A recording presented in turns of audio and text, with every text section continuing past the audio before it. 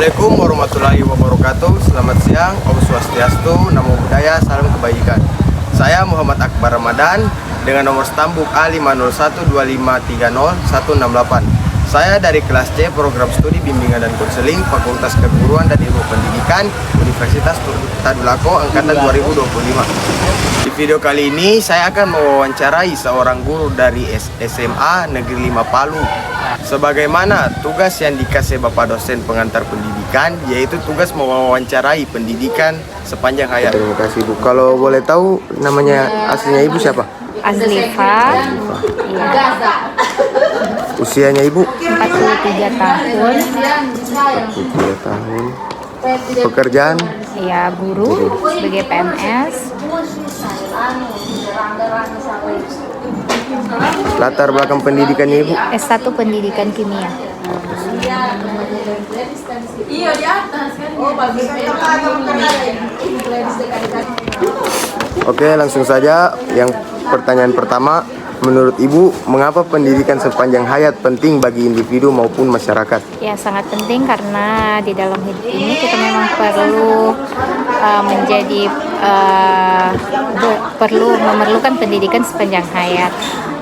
Kami saja sebagai individu, kalau saya sebagai guru itu memang perlu belajar sepanjang hayat. Pendidikan itu sangat penting untuk untuk kita sebagai manusia dan sebagai masyarakat. Untuk bermasyarakat kita memerlukan pendidikan. Ya. Oke, baik Ibu, terima kasih. Pertanyaan kedua, apakah Ibu pernah mengikuti kegiatan belajar di luar jalur formal atau kursus, pelatihan, seminar, dan lain-lain? Kalau pelatihan sih pernah, pelatihan di lingkungan sekolah iya, kemudian di lingkungan musyawarah guru juga ada. Kalau boleh tahu Ibu, apa motivasinya ikut seminar itu? Tentunya untuk mendapatkan pengetahuan yang lebih tentang yang berhubungan dengan pekerjaan kami, tentang pendidikan, kemudian juga ya memperluas pengetahuan tentang cara berhubungan atau berkomunikasi dengan para murid. Ya. Oke, pertanyaan ketiga, bagaimana pendidikan non formal atau informal memberi manfaat dalam kehidupan Ibu? Sangat bermanfaat. Misalnya bagaimana kita bersosialisasi dengan masyarakat, itu kan juga memerlukan pelatihan, sharing ya. Pertanyaan keempat, bagaimana pendidikan sepanjang hayat dapat diterapkan dalam kehidupan sehari-hari? Pendidikan sepanjang hayat ya dari mulai kita contohnya di dalam lingkungan keluarga kan, mulai kita kan mendidik anak kita itu ya sepanjang hayat kita, mendidik anak kita mulai dari anak kita kecil sampai dewasa seperti itu. Pertanyaan kelima. Oke, boleh lanjut.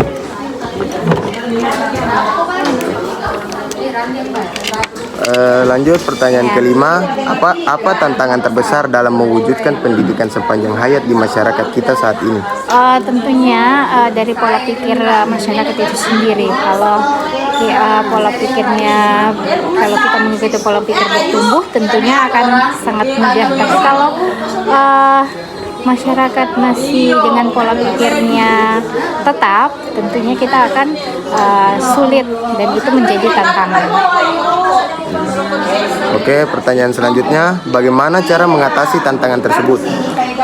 Kita mengusahakan bahwa masyarakat ini mempunyai pola pikir bertumbuh, sehingga dengan adanya pola pikir bertumbuh tentunya masyarakat bisa menerapkan itu pendidikan sepanjang hayat di dalam hidupnya.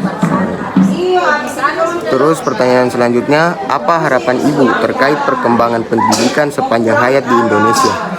Harapannya dengan adanya pola pikir bertumbuh dari masyarakat dan individu tentunya kita bisa menerapkan pendidikan sepanjang hayat ini di dalam kehidupan kita sehari-hari.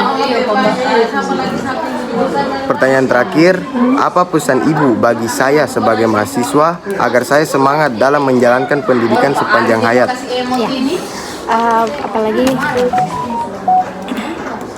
apalagi bagi sebagai seorang mahasiswa ya, kita harus menerapkan pola pikir bertumbuh. Artinya pola pikir bertumbuh itu kita menerapkan tidak hanya stay di sini-sini, saya mau belajar, saya mau berusaha, saya mau berkembang lebih baik lagi, sehingga jangan mempunyai pola pikir tetap, ya itu saja. Sehingga dengan merubah pola pikir kita, tentunya kita akan dapat berkembang dan menerapkan pendidikan sepanjang hayat ini untuk hidup kita.